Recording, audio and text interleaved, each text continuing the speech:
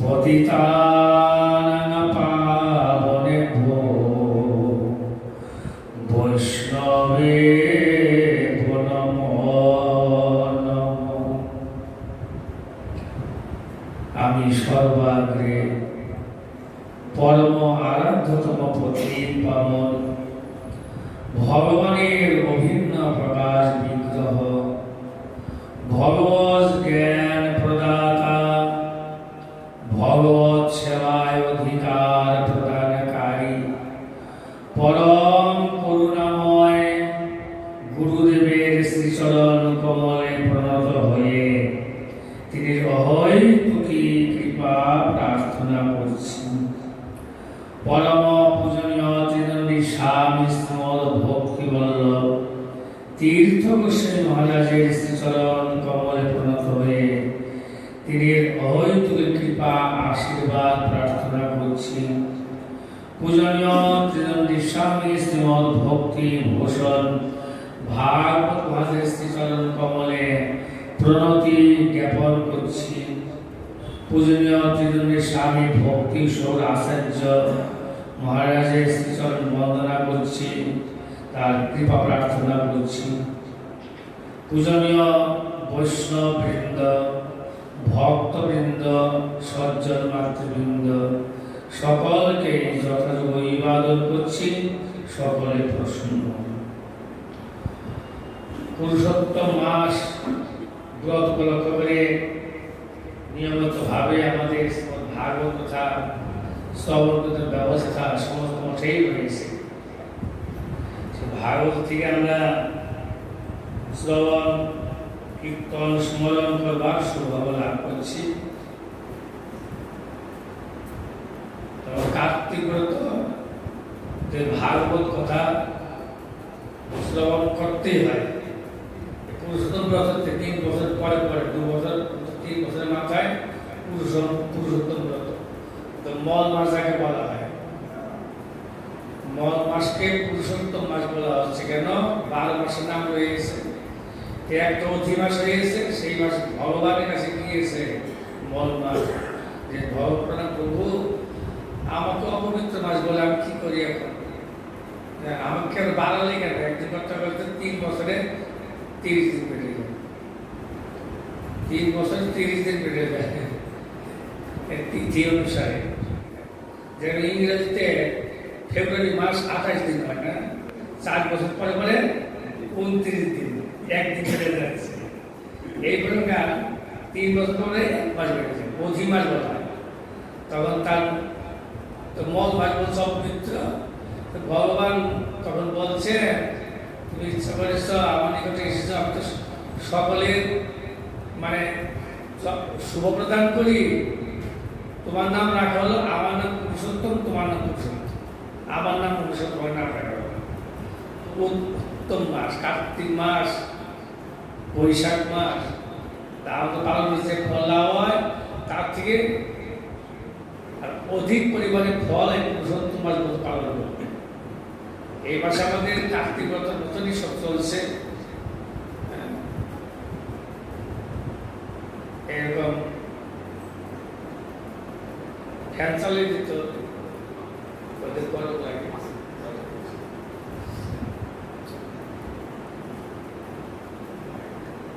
এখন আমরা সেই উপলক্ষ করে এখানে ভাগবত শ্রবণ কীর্তন শ্রবণ প্রবাদ লাভ করছি। শ্রীমদ্ ভাগবতম 7ম স্কন্ধ 1ম অধ্যায় 10ম শ্লোক। যদা শ্রীশিক্ষু পুরঃ আত্মনপরো রজসৃজ্যোৎকোষ পৃথক স্বমায়য়া সত্যং বিচিত্রাসু ধীরং সুরিশ্বরা শৈষ্যমানস্তম ইরয়ত্তসৌ।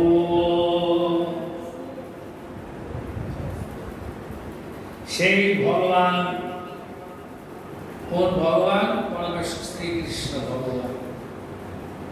তিনি বৈকুণ্ঠের বৈকুণ্ঠ গোলক প্রতি গোলকেশ্বর গোলকের শ্রী হরি। সেই ভগবান যখন স্বক্রিয়া মায়া দ্বারা জীবের ভোগের নিমিত্ত দেহ সৃষ্টি করতে ইচ্ছা করিলেন, সৃষ্টিকর্তাকে ভগবান। যদি 10 জন সৃষ্টিকর্তা রয়েছে, ব্রহ্মা সৃষ্টিকর্তা, ব্রহ্মাকে দায়িত্ব দিলে তুমি সৃষ্টিকর্তা, এবং 10 জন আছে সৃষ্টিকর্তা ব্রহ্মাকে। দক্ষ প্রজাপতি সৃষ্টি করছেন শতরূপা মনুর মাধ্যমে। প্রথম সৃষ্টি করলেন শতরূপা মনু, তার থেকে 10,000 জীব সৃষ্টি করলেন। তখন দেবশ্রী এসে বলছে সংসার মায়ার সংসার, ঊর্ধ্বপন্থী ভজন করো, তবে উঠে যাও, আনন্দের অনুসন্ধান করো। এই জগতে আপাতত আনন্দ, পরিণাম অন্ধকার। আপাতত ফোন দেখা যাক পরে অন্ধকার। এখন লাইট আছে, কিন্তু তোমার পাওয়ার যদি বন্ধ করে দিল অন্ধকার, কিন্তু সেইখানে অন্ধকার হয় না। আলোকময় জ্যোতির্ময় ধাম, ভগবত ধাম, চিন্ময় সুখময় বৃন্দাবন, সেই ধাম। তো নারদ গোস্বামী উপদেশ করে, সাধু উপদেশ কি হয়? মায়া পিশাচি পলায়, কৃষ্ণ মুক্তি পায়, তবে সে সাধু উপদেশে কৃষ্ণের নিকটে যায়, কৃষ্ণ সেবা প্রাপ্ত হয়, আনন্দ সেবা প্রাপ্ত হয়, আনন্দ ধামে গমন করেন, আনন্দে আনন্দিত হয়ে উদ্ধৃত হয়ে নৃত্য করেন, কীর্তন করেন প্রভুর সান্নিধ্যে।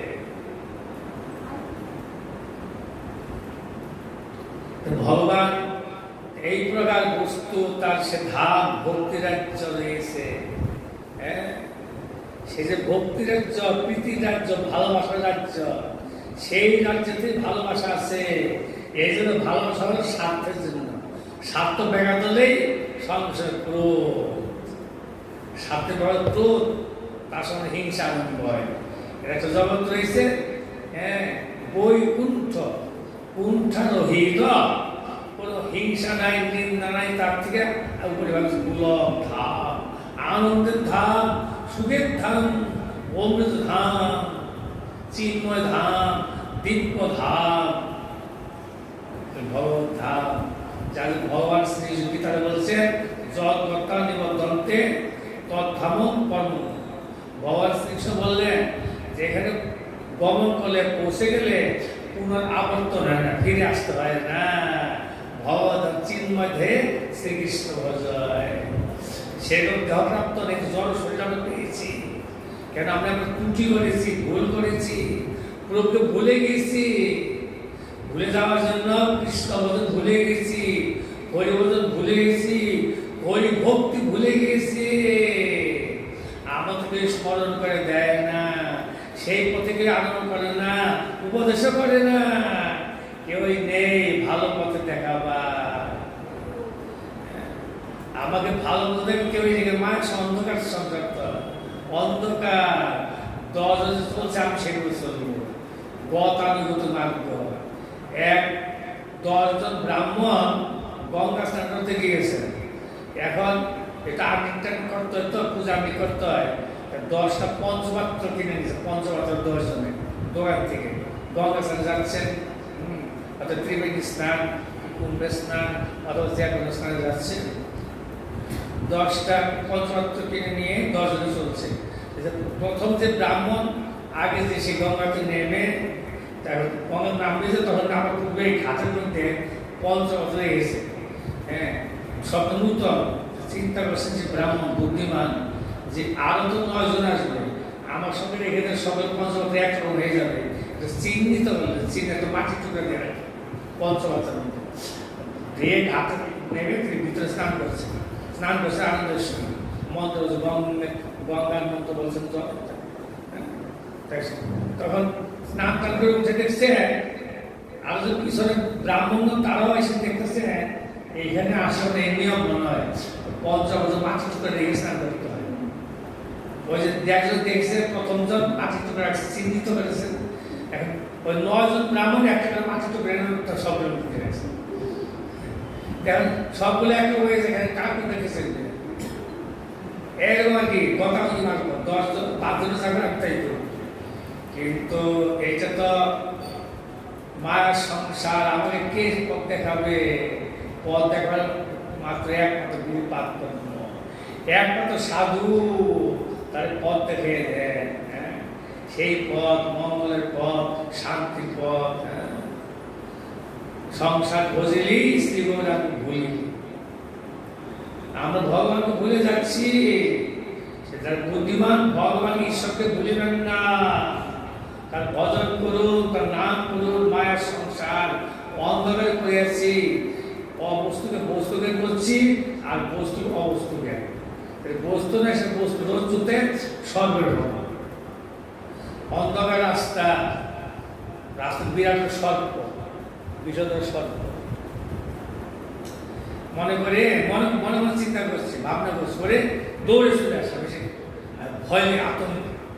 এখন শেষ সব পাড়াটা করতে এখন আমাদের ধ্বংস করতো, আমার মৃত্যু হতো।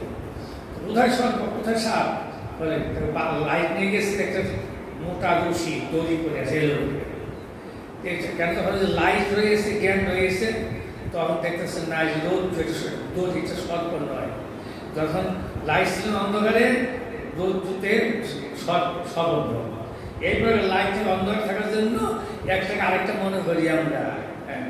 মনোধর্মী আত্মধর্মীগণ তারা বিজ্ঞ আত্মধর্মী সহলোচনা আশ্রয় সাধু সম্প্রদায়, তারা তাদের জ্ঞানী তাদের বলা হয়।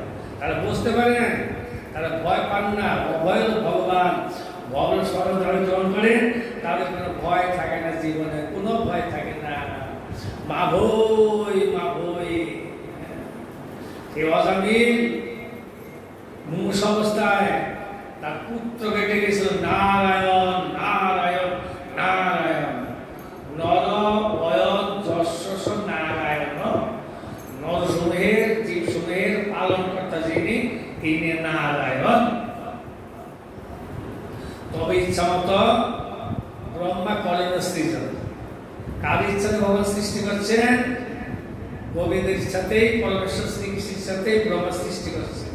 তার ইচ্ছাতে, তার ইচ্ছা। এখানে সেখানে বলছেন ভগবান ইচ্ছা করলেন, স্বকীয়া মায়া দ্বারা জীবের ভোগের নিমিত্ত দেহ সৃষ্টি করতে ইচ্ছা করিলেন। জীবের ভোগের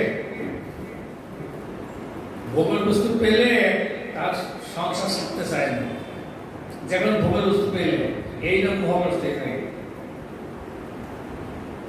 কেন? কর্মর বাধ্যজি, কর্ম ভোগ করতে হবে। তো পূর্ব জন্মে এই জন্য কর্ম বসে ফল আমাদের সকলে ভোগ করতে হয়। শুভকর্ম ভগবান সম্পর্কিত পূর্ববিদ ভক্ত সেবা তার উত্তম ফল, সর্বোত্তম ফল।